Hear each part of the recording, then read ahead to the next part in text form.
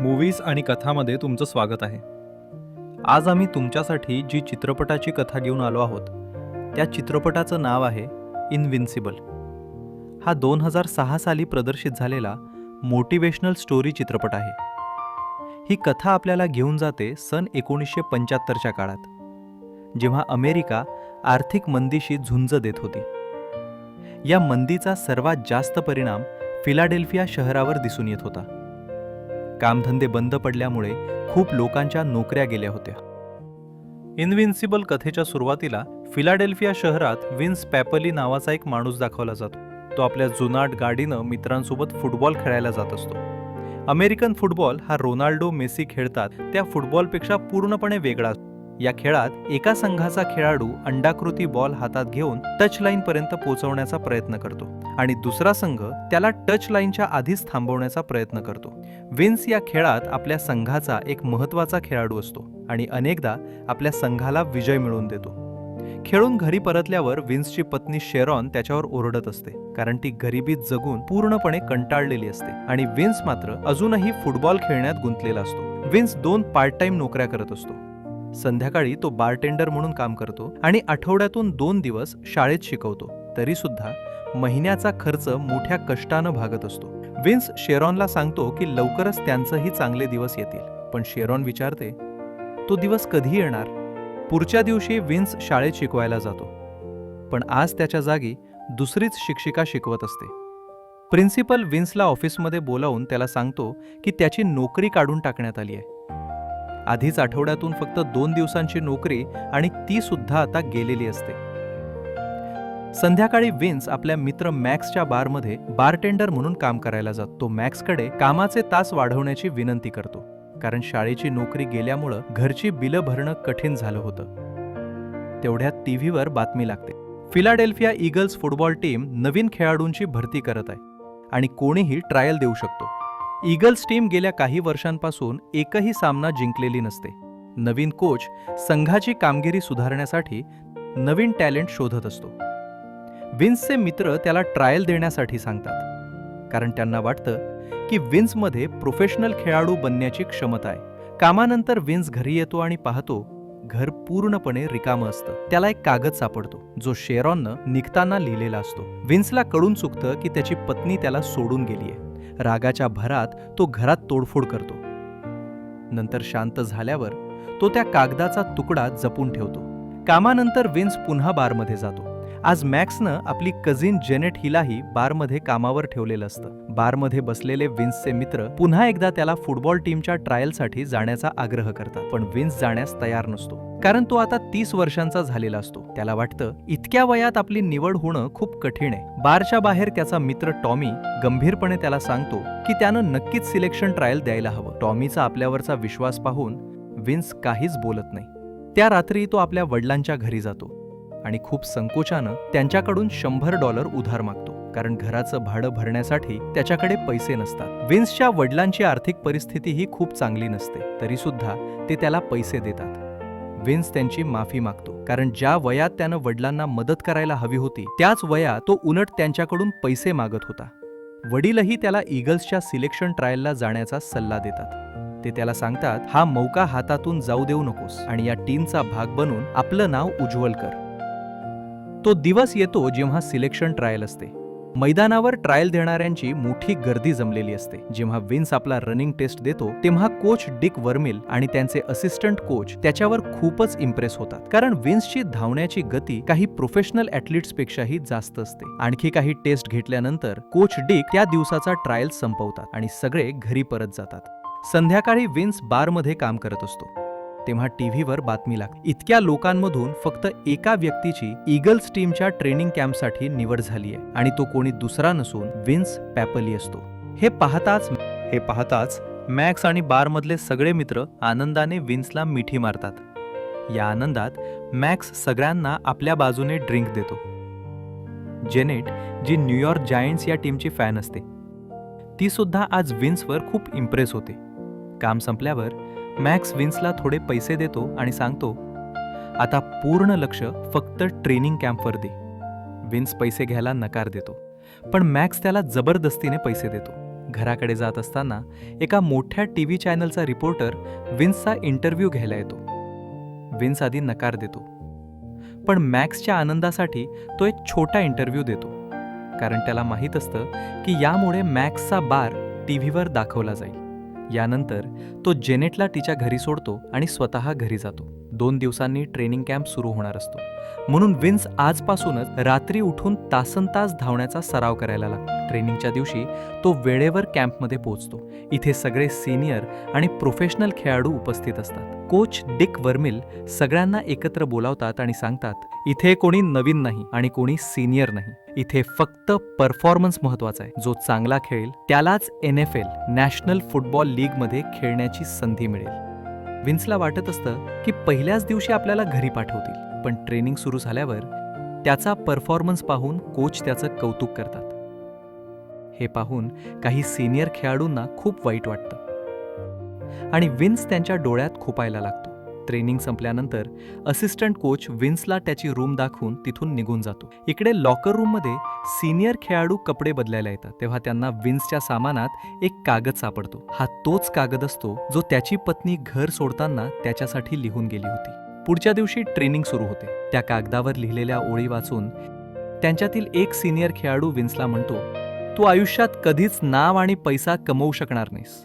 तो त्या सिनियर खेळाडूवर धावून जातो आणि दोघांमध्ये भांडण होते. स्टाफ आणि असिस्टंट कोच मिळून दोघांना वेगळं करतात. कोच डिक वर्मिल सगळ्या खेळाडूंच्या परफॉर्मन्सच्या आधारे पुढच्या लेवलसाठी एक शॉर्टलिस्ट तयार करतात. असिस्टंट कोच एक एक करून त्या खेळाडूंच्या रूममध्ये जातो ज्यांची पुढच्या लेवलसाठी निवड झाली असते. इकडे विन्स आपल्या रूममध्ये खूपच तणावात बसलेला असतो. त्याला खात्री वाटत असते की आज आपल्याला घरी पाठवतील. तेवढ्यात असिस्टंट कोच त्याच्या रूमचा दरवाजा ठोठावतो. तो विन्सला सांगतो, कोच तुला बोलावत आहेत. हे ऐकताच विन्सला करून चुकतं की पुढच्या लेवलसाठी त्याची निवड झालीय. ही बातमी टीव्हीवरही दाखवली जाते. हे पाहून विन्सचे सगळे मित्र खूप आनंदी होतात. ही बातमी पाहून जेनेटही विन्सला फोन करते आणि त्याचं अभिनंदन करते. पुढच्या प्रॅक्टिस सेशनमध्ये विन्स पुन्हा एकदा एका सिनियर खेळाडूसोबत रनिंग टेस्टमध्ये हरतो, म्हणून तो आपले सेफ्टी गार्ड्स काढून टाकतो, कारण त्यांच्यामुळे तो नीट धावू शकत नव्हता. यानंतर पुढच्या टेस्टमध्ये तो त्या सिनियर खेळाडूला बरोबरीची टक्कर देतो. या टेस्टमध्ये त्याला काही दुखापतीही होतात, पण एक लेवल पार केल्यानंतर तो आता मागे फिरायला तयार नसतो. ईगल्स टीममध्ये निवड होण्यासाठी तो कोणत्याही मर्यादेपर्यंत जायला तयार असतो. तो आपल्या वडिलांच्या, आपल्या मित्रांच्या अपेक्षा पूर्ण करू इच्छितो आणि आपल्या पत्नीला चुकीचं ठरवू इच्छितो. त्या रात्री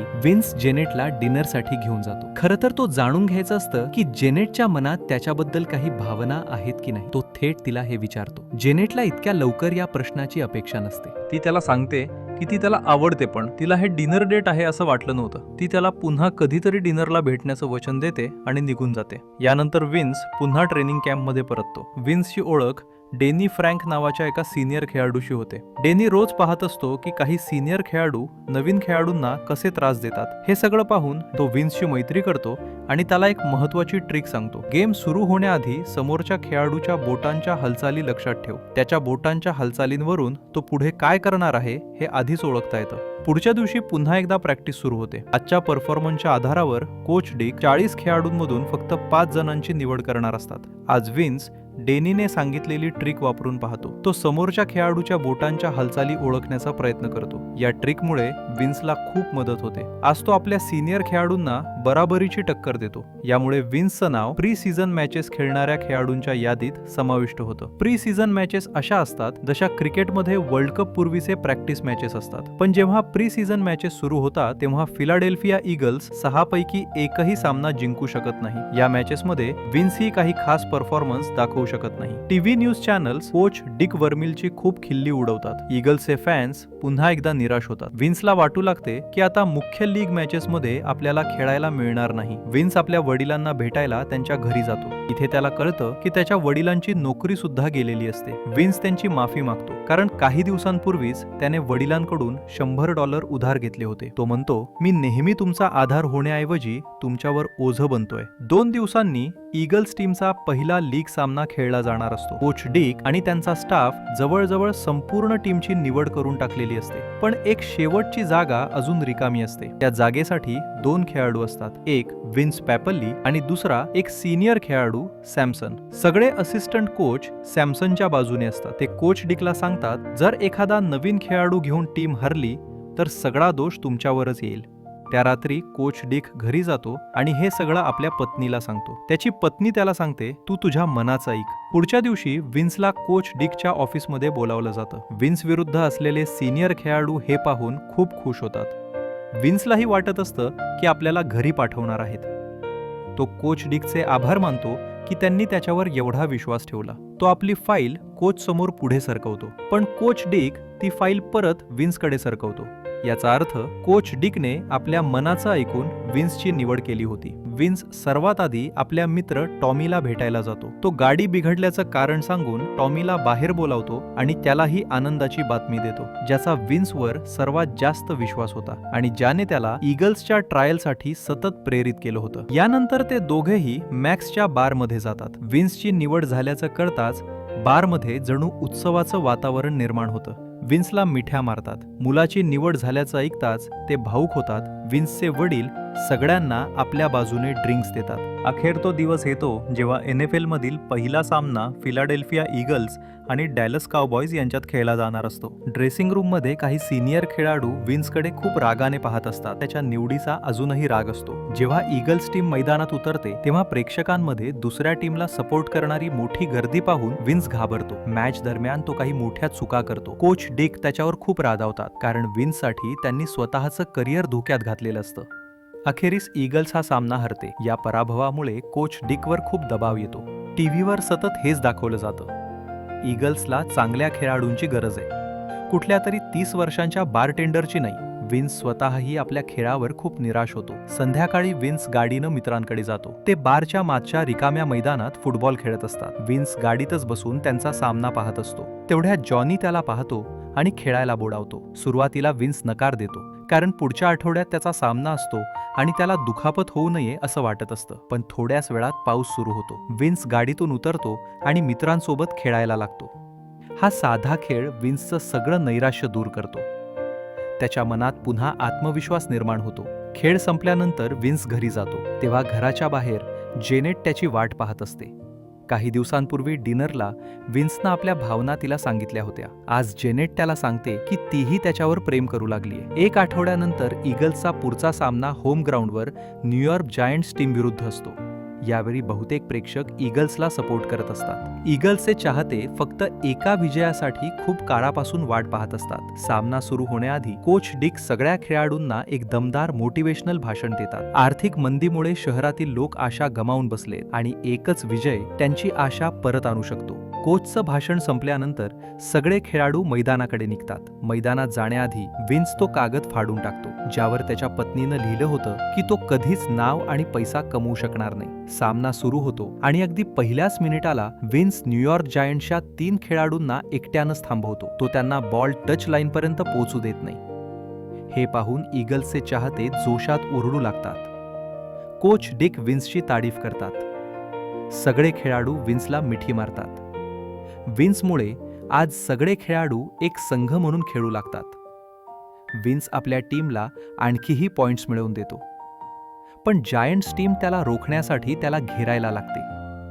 अखेरच्या 20 मिनिटात स्कोर बरोबरीत येतो. तेव्हा विन्स डेनीनं सांगितलेली ट्रिक वापरतो. तो समोरच्या खेळाडूच्या बोटांच्या हालचाली आधीच ओळखतो. तो आपल्या सहकाऱ्यांना आपल्या मागे यायला सांगतो. तो वेगानं पुढं धावतो. समोरच्या खेळाडूला जोरात धडक देतो.